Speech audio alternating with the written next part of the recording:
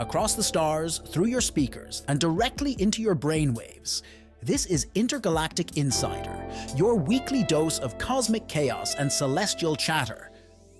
I'm your host, Felix Andromeda, broadcasting live from a rogue planetoid just outside the Andromeda Galaxy, where it's currently... well, who knows what time it is here? Time is relative, folks, especially when you're dealing with wormholes and temporal anomalies. So, wherever you are in the universe, and whatever time it may be, welcome aboard. Today's episode is jam-packed with more intergalactic intrigue than a black hole has, well, stuff. First, we'll delve into the bizarre bazaar, where we explore the most outlandish and hilarious items found on the intergalactic black market. Ever wanted a self-aware spork? We've got you covered. Then, we'll take a cosmic leap back in time with a segment on the history of space, exploring everything from humanity's first baby steps on Mars to the colonization of distant galaxies. And for those with a thirst for the truly mind-bending, we'll unravel the enigma of dimensions. Brace yourselves, because things are about to get weird. We're talking alternate realities, parallel universes, and dimensions where the laws of physics take a vacation. Finally, we'll meet the bizarre crews of intergalactic ships, because who says a sentient cactus can't be a stellar navigator? We'll explore the diverse and unexpected life forms that crew the vessels traversing the cosmos. But before we embark on this thrilling journey, let's rewind the cosmic clock for a moment and revisit a story that left our listeners on the edge of their anti-gravity seats. Remember that cryptic classified ad promising eternal rest from a few episodes back? Well, our intrepid investigators, Dr. Quasar Quark and Aluna Sunar, bravely ventured into the shadowy corners of the cosmos and unearthed a truly sinister scheme involving digital enslavement within interdimensional server farms. However, the plot thickens. This investigation is far from over. The masterminds behind this nefarious operation remain at large, lurking in the darkest recesses of the galaxy. Rest assured, dear listeners, we're keeping a close watch on this developing story, and as soon as Dr. Quark and Miss Sunar uncover new leads, you'll be the first to know. Stay tuned for further updates on this cosmic conspiracy. And if you haven't already, I highly recommend taking a quick trip down memory lane, or should I say memory wormhole, and checking out episode 11 for the full spine-tingling exposé that kicked off this interstellar investigation. So buckle up, space travelers, because Intergalactic Insider is about to blast off!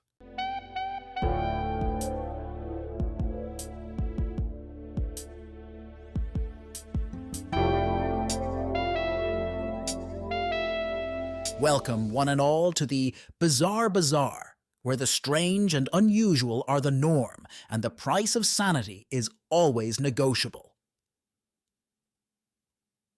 Today, we're delving into the depths of the intergalactic black market, a shadowy realm where you can find anything from self-aware sporks to miniature black holes, batteries not included. And joining me on this expedition into the odd are two esteemed experts on the intergalactic underworld, Professor Zyler, a xenoarchaeologist with a penchant for the peculiar, and Miss Zist, a reformed smuggler with first-hand experience navigating the black market's treacherous currents. Welcome, Professor and Miss Zist. Greetings, Felix. It's a pleasure to be here amidst such intriguing company. Charmed, I'm sure. Now let's get down to business, shall we? Indeed. Professor, let's start with the basics. What exactly is the intergalactic black market, and how does it operate across such vast distances? The black market. A fascinating network of smugglers, traders, and collectors dealing in items deemed too dangerous, illegal, or simply too strange for the mainstream. It operates through a complex web of hidden space stations, wormhole routes, and encrypted communication channels. Think of it as a cosmic flea market, with a lot more laser guns and contraband. Laser guns, you say? Sounds thrilling. Miss Zit, you've mentioned your past, shall we say entrepreneurial endeavors. Can you share any particularly memorable experiences from your smuggling days? Memorable? Where do I even begin? Once I smuggled a live quasi-slug, a creature that excretes pure energy, across 3 galaxies, disguised as a hairpiece for a particularly flamboyant ambassador. The customs officials were none the wiser. A quasar slug hairpiece? That's certainly creative. But on a more serious note, Professor, what are some of the ethical concerns surrounding the black market? The ethical quandaries are numerous, Felix. Many artifacts are stolen from historical sites or vulnerable cultures. Additionally, the trade in endangered species and illegal biomodifications raises significant concerns. And what about the risks, Miss Zist? I imagine navigating the black market isn't a walk in the park, even for a seasoned smuggler like yourself. Risks? Every deal is a gamble. You're constantly dealing with double-crossing pirates, corrupt officials, and the ever-present threat of being caught in a supernova. Or worse, a bureaucratic black hole. Hold that thought, Miss Zist. We're receiving a breaking news update. It appears a shipment of illegal singularity grenades has just been intercepted near the Crab Nebula. Authorities are advising all nearby vessels to steer clear and, oh dear, they're describing the suspect as a shifty-eyed individual with a penchant for quasar slug hairpieces. Miss Zist, care to comment? Singularity grenades. Never heard of them. And my eyes are perfectly normal, thank you very much. Well, folks, it seems the black market is as lively as ever. And speaking of lively, we've just received a transmission from a listener who had a rather unique experience with a black market purchase. This individual, who wishes to remain anonymous for reasons that will soon become abundantly clear, acquired a rather peculiar item known as a chrono communicator. Now, this device supposedly allows communication across different timelines and alternate realities. Let's hear their story, shall we? Felix, I don't even know where to begin. I bought this chrono communicator from a shifty-looking fellow on a space station near the Horsehead Nebula. He assured me it was the real deal, a genuine artifact capable of bridging the barriers of time and space. Well, curiosity got the better of me, and I activated the device. At first, all I heard was static and garbled voices.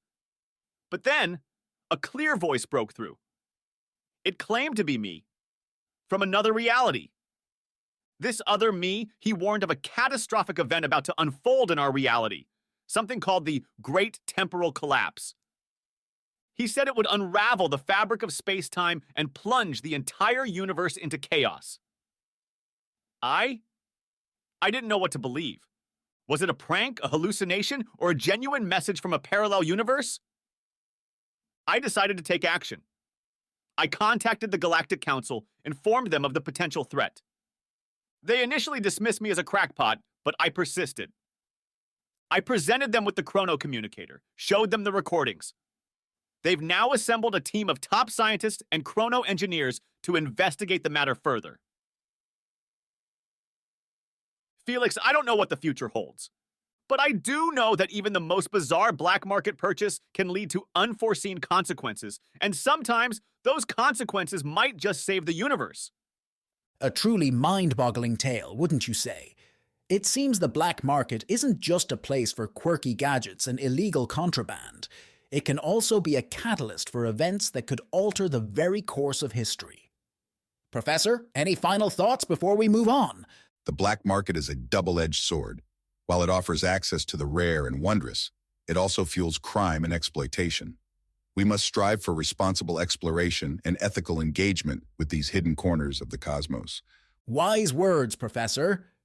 And a perfect segue to our next segment, where we'll delve into the history of space exploration, from the first Mars landing to the colonization of distant galaxies.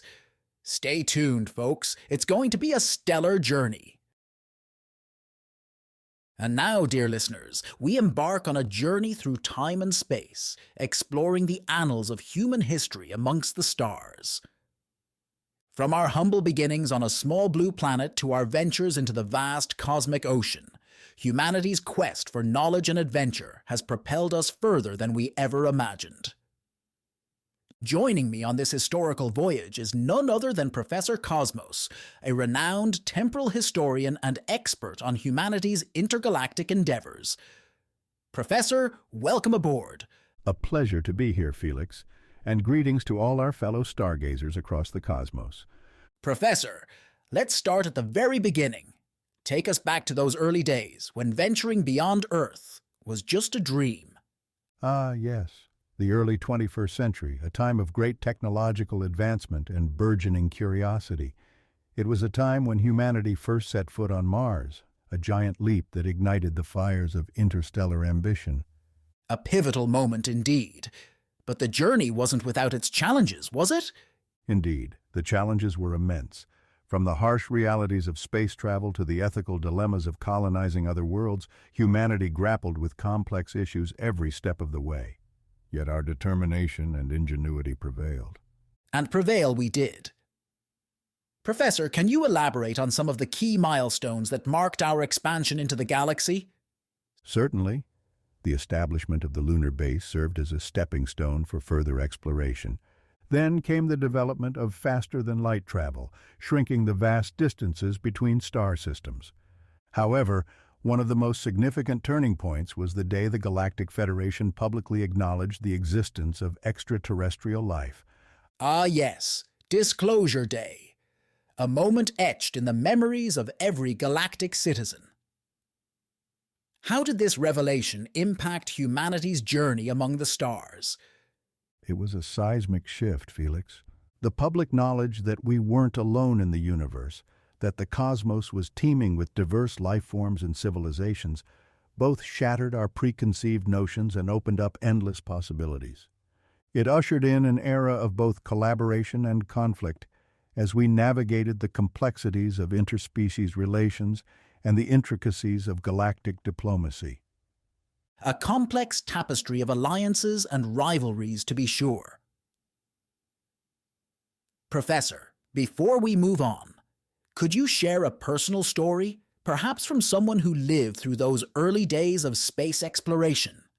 Absolutely. I recall the story of Dr. Anya Petrova, one of the first colonists on Mars.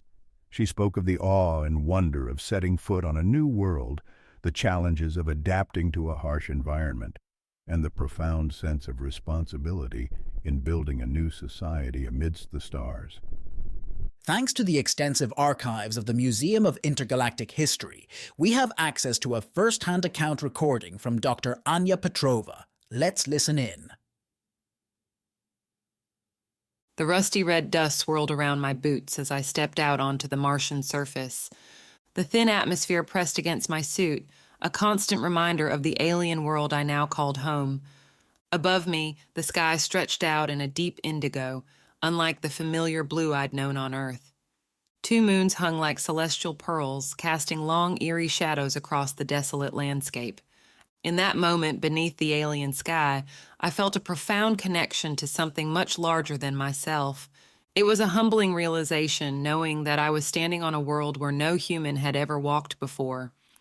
We weren't just explorers, we were pioneers, etching our footprints onto the canvas of cosmic history. The early days were challenging, to say the least. The harsh environment tested our limits, the thin air, the extreme temperatures, the relentless dust storms.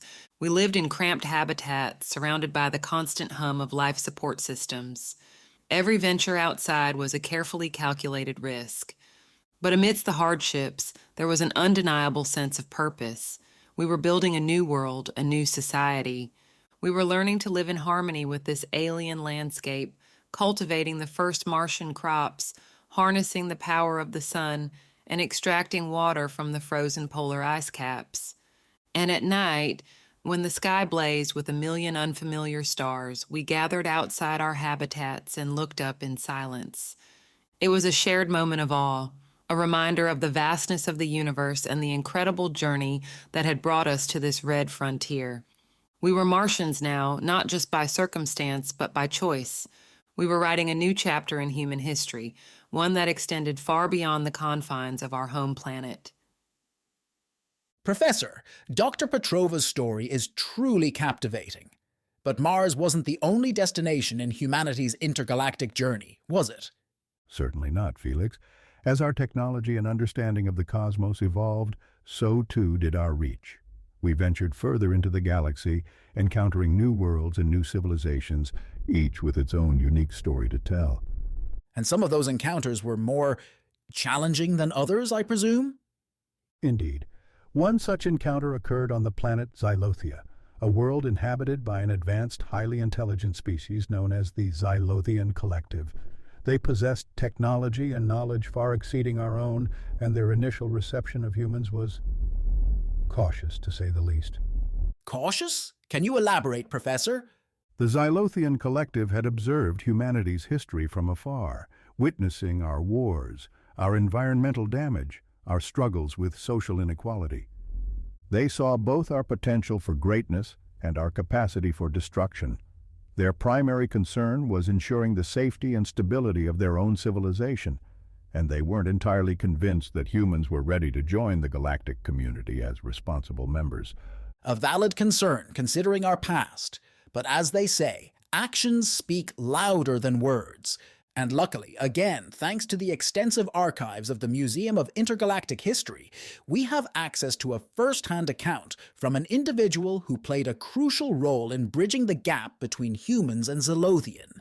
Let's listen in to the experiences of Dr. Kaya Hassan, a xenolinguist who dedicated her life to studying Xylothian culture and language. The Xylothian language was unlike anything I'd ever encountered. It was a symphony of complex tones and intricate patterns, each carrying layers of meaning beyond mere words. Learning to communicate with the Xylothian Collective was more than just mastering vocabulary. It was about understanding their worldview, their values, their fears and aspirations. It was a long and arduous process, filled with misunderstandings and moments of frustration. But slowly, a bond of trust began to form. We shared stories, exchanged knowledge, and learned to appreciate the beauty and complexity of each other's cultures. The Xylothian Collective eventually recognized that humanity, despite its flaws, was capable of growth and change. They opened their doors to us, sharing their advanced technology and wisdom, guiding us on a path towards a more sustainable and equitable future. A testament to the power of communication and understanding, even across vast cultural divides. Professor, it seems we've only scratched the surface of humanity's rich and complex history amongst the stars. Indeed, Felix. But alas, our time today is limited. We shall have to continue this fascinating journey through the annals of space exploration in future episodes. Until then, dear listeners, keep your eyes on the stars and your minds open to the infinite possibilities that await us in the vast cosmic ocean.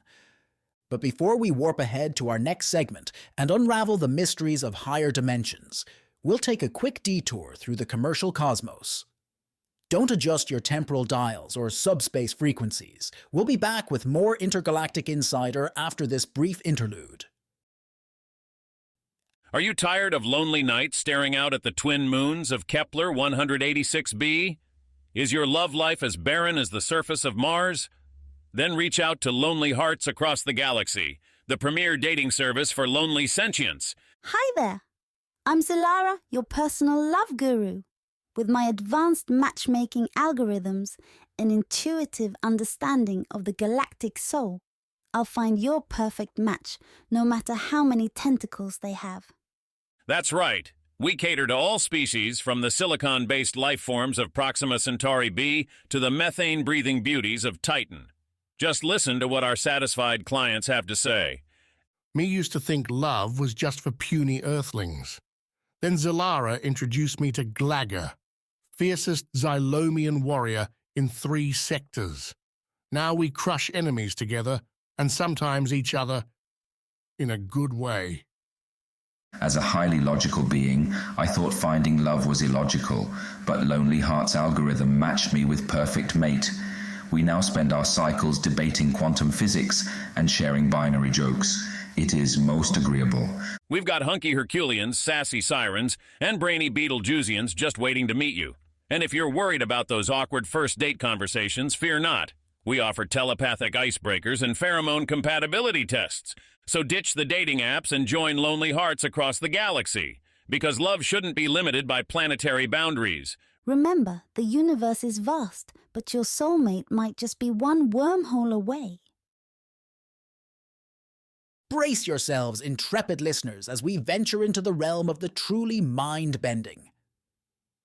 Today, we're unraveling the enigma of dimensions, exploring the possibilities beyond our familiar three-dimensional reality. Get ready to have your perceptions challenged and your brains, well, slightly scrambled. Joining me on this expedition into the unknown are two esteemed experts on the frontiers of theoretical physics. Dr. Ilara Quantum, a leading researcher in multidimensional studies, and Professor Tesseract, a renowned chronomathematician who can fold space-time like a cosmic origami master. Welcome, Doctor and Professor. Greetings, Felix. It's a pleasure to be here, delving into the mysteries of the multiverse. Dimensions, the very fabric of existence, waiting to be unraveled. Let's get started, shall we? Indeed. Dr. Quantum, for those of us who haven't quite grasped the concept yet, could you explain what exactly we mean by dimensions beyond the familiar three? Certainly, Felix. Our everyday experience is limited to three spatial dimensions: length, width, and height, and one temporal dimension, time.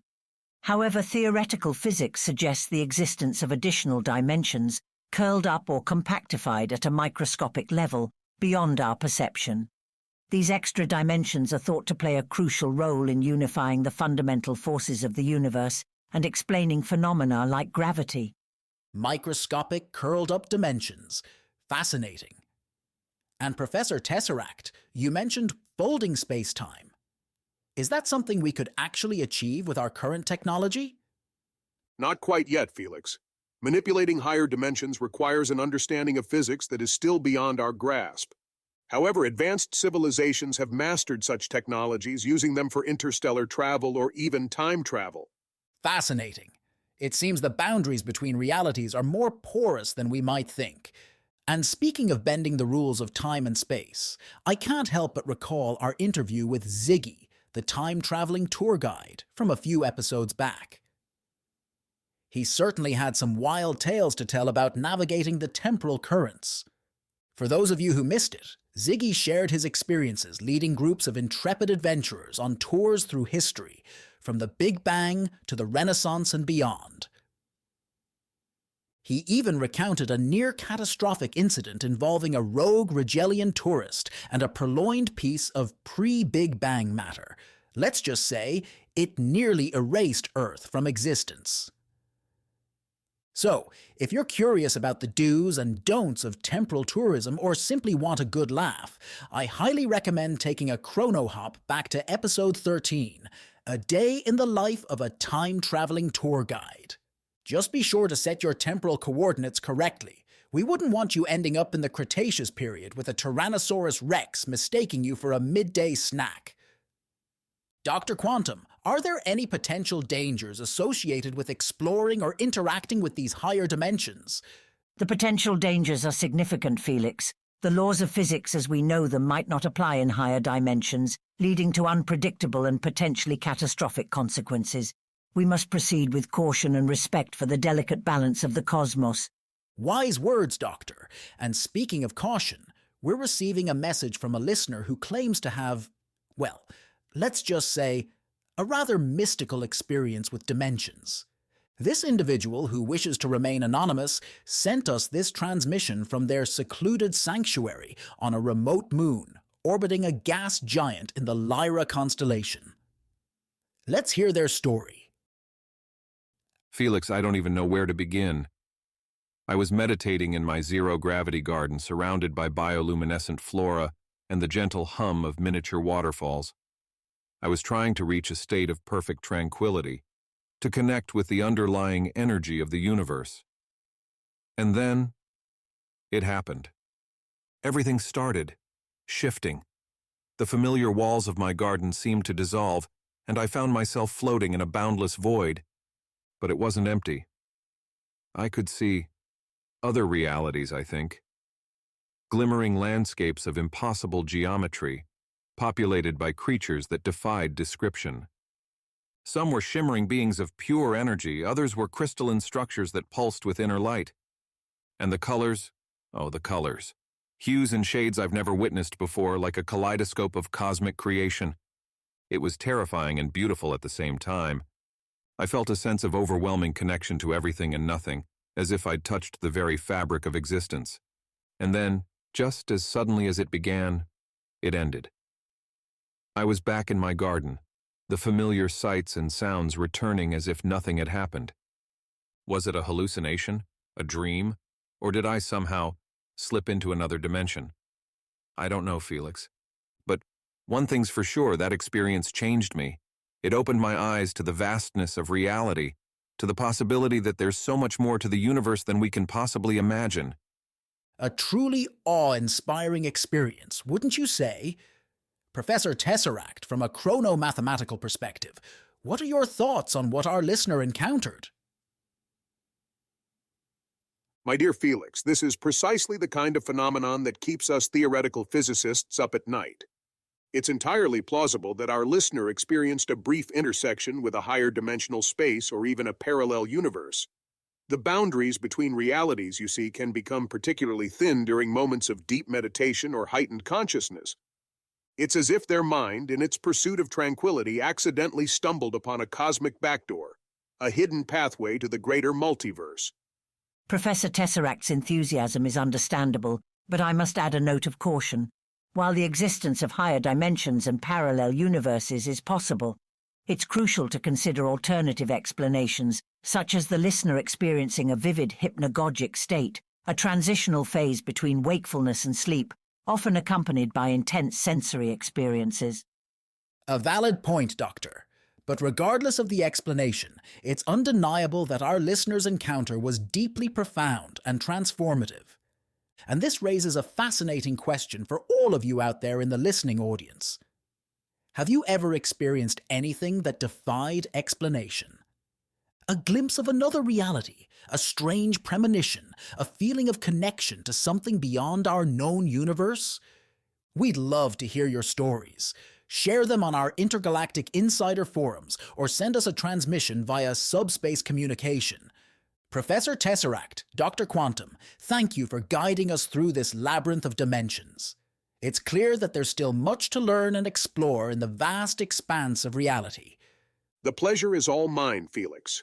Remember, dear listeners, the universe is full of wonders, and the greatest adventure lies in seeking the unknown. And remember, approach the unknown with both curiosity and caution, for the mysteries of the cosmos are as boundless as they are unpredictable. Wise words indeed. And on that note, we'll take a brief intermission before venturing into our final segment, where we'll meet some of the most bizarre crews manning intergalactic ships. Stay tuned. Ahoy, space travelers! Welcome aboard for a look at the motley crews that navigate the cosmic currents. Forget your typical human and alien partnerships. We're diving deep into the truly bizarre, where sentient plants pilot starships and robots ponder existentialism between hyperspace jumps. Joining me on this voyage are two individuals who have first-hand experience with unconventional crews. Captain Octavia Rex, a renowned smuggler with a reputation for assembling the most outlandish teams, and Dr. Zargan, a xenopsychologist specializing in interspecies communication and crew dynamics. Welcome aboard. A pleasure to be here, Felix. Now let's talk about crews that are truly out of this world, eh? Indeed. The diversity of life in the cosmos is reflected in the composition of starship crews, creating unique challenges and opportunities for interstellar travel. Captain Rex, your reputation precedes you. Can you share some examples of the most bizarre crew members you've ever encountered? Where do I even begin? I once had a sentient cactus as a navigator, a grumpy AI as the engineer, and a telepathic slug as the communications officer. They weren't the easiest bunch to manage, but they got the job done. A telepathic slug? That's certainly unique. Dr. Zargan, you've mentioned the challenges of working with diverse crews. Can you elaborate on some specific examples? Certainly, Felix.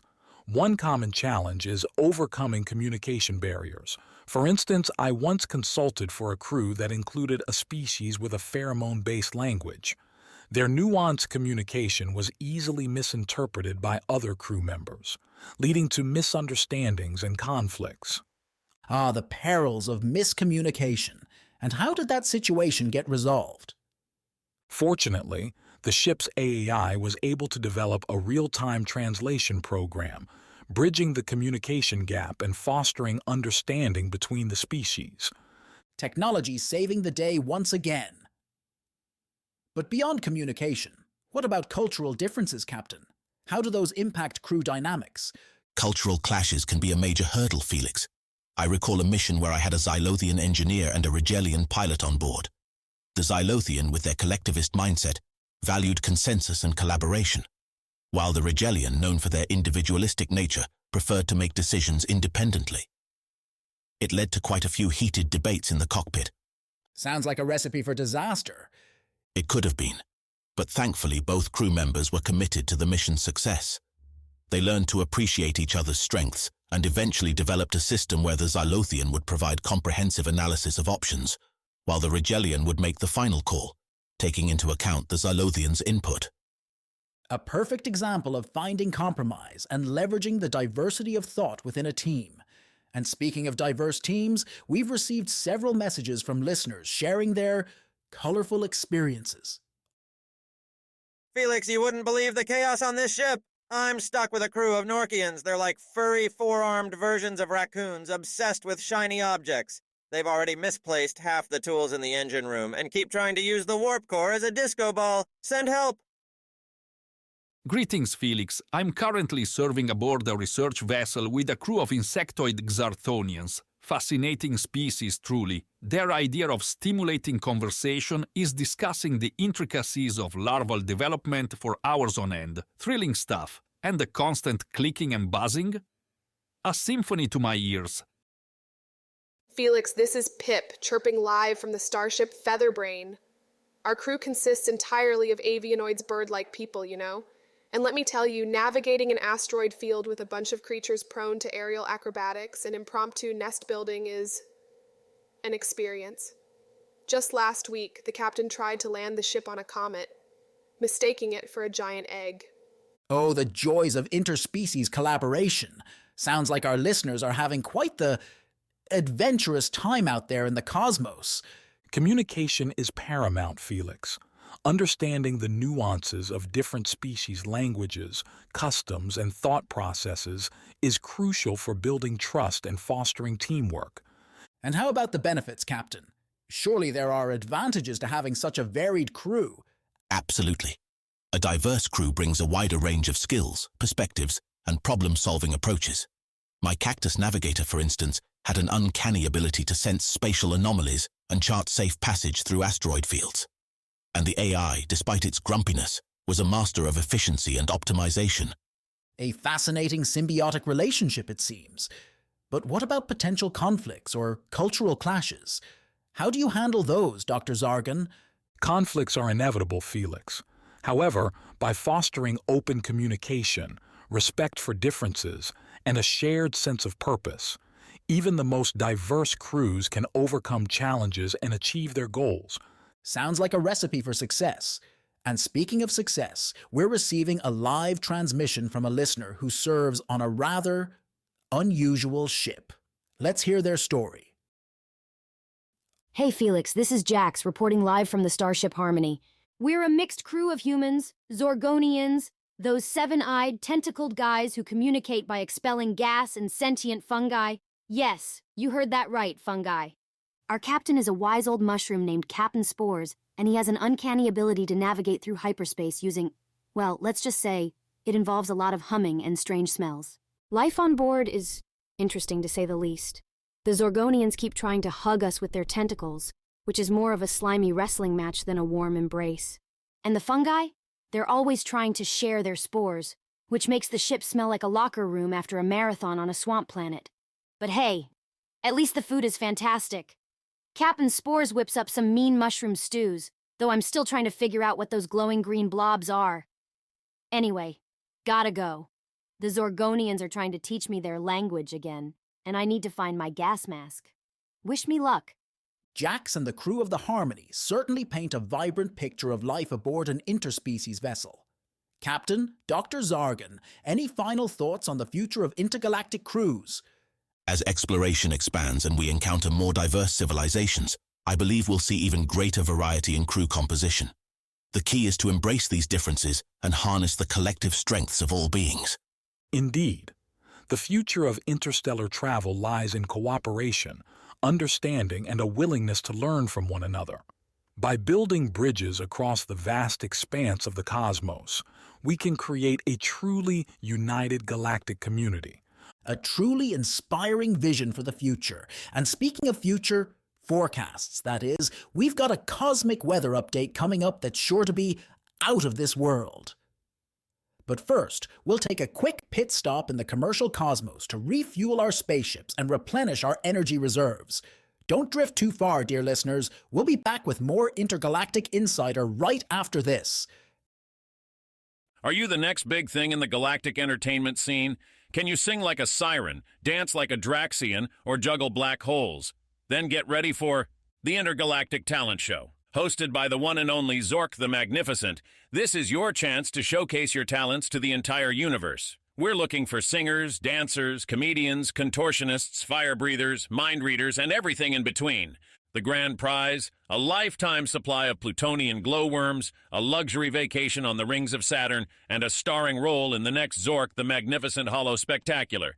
So, dust off your spacesuits, polish your act, and get ready to blast off to stardom. Auditions are being held at the Andromeda Galaxy Mall next to the food court. Don't miss your chance to shine. The Intergalactic Talent Show, where the universe is your stage. Welcome back, spacefarers. Sadly, we're nearing the end of our intergalactic journey today, but fear not, we're closing things out with a bang. Or should I say, a cosmic breeze. That's right, it's time for the weather report, intergalactic style. And here, to guide us through the stellar storms and nebular nimbuses, is our resident astrometeorologist, the ever-effervescent Comet Channing. Greetings, Felix. And a cosmic hello to all you stargazers out there. Buckle up, because we've got a wild weather ride across the cosmos today, with a forecast so wonderful it'll leave you starry-eyed. Comet, always a pleasure to have you on board. Let's start with a galactic overview. Any major interstellar events we should be aware of? Well, Felix, the good news is that the intergalactic highways are relatively clear. No major solar flares or black hole disruptions reported. However, there's a rather peculiar gravitational anomaly near the Sagittarius Arm that's causing some temporal distortions. Travellers in that region might experience, let's just say, a bit of timey-wimey weirdness. They might even find themselves saying, "Time flies when you're having fun," in a wormhole. Timey-wimey weirdness? Now that's something you don't hear every day, even in this line of work. Sounds like a real time warp. Indeed. Moving on, we have reports of some stellar winds picking up near the Orion Nebula. These winds are carrying high concentrations of stardust, which can be quite a nuisance for ships with sensitive navigation systems. Best to engage those deflector shields if you're travelling through that region, unless you want to end up with a star-crossed journey. Sounds like a bit of a dust-up. And what about those sentient nebulae near the Andromeda Galaxy? Any emotional outbursts we should be prepared for? Ah yes, those nebulae can be quite temperamental. Currently, the nebula known as the Cosmic Dragon is experiencing a bout of existential angst, causing fluctuations in its density and luminosity. Ships passing through might experience some turbulence, but it's mostly just a lot of hot air and dramatic swirling colours. You could say it's feeling a bit nebulous about its place in the universe. A cosmic drama queen, eh? And for those planning a beach vacation on planet Calypso, what's the oceanic forecast? Excellent news, Felix. The oceans of Calypso are calm, and the bioluminescent plankton are putting on a spectacular light show at night. Just watch out for the occasional rogue tidal wave caused by Calypso's rather eccentric moon, which has a tendency to, well, let's just say it throws its weight around a bit. You could say it's tied to its own schedule. A moon with an attitude, that's a new one. Now, for those venturing into the outer reaches of the galaxy, any cosmic storms brewing in the void? A few minor ones, Felix. There's a swirling vortex of dark matter near the edge of known space that's attracting quite a bit of attention from scientists. It's emitting strange energy signatures that we're still trying to decipher. Some say it might be a portal to another dimension, but that's just dark humor. Sounds like a job for our resident quantum physicists. Well, Comet, thanks for that comprehensive and pun-derful cosmic weather update. And with that, dear listeners, we've reached the end of our intergalactic voyage for today. Remember, folks, the universe is a strange and wonderful place, filled with bizarre bazaars, mind-bending dimensions, and crews that are out of this world. So keep exploring, keep questioning, and as always, keep your spacesuits shiny and your sense of humor even shinier. And if you ever encounter a sentient cactus offering navigation advice, just remember, sometimes the best path is the one less traveled, unless it leads directly into a black hole.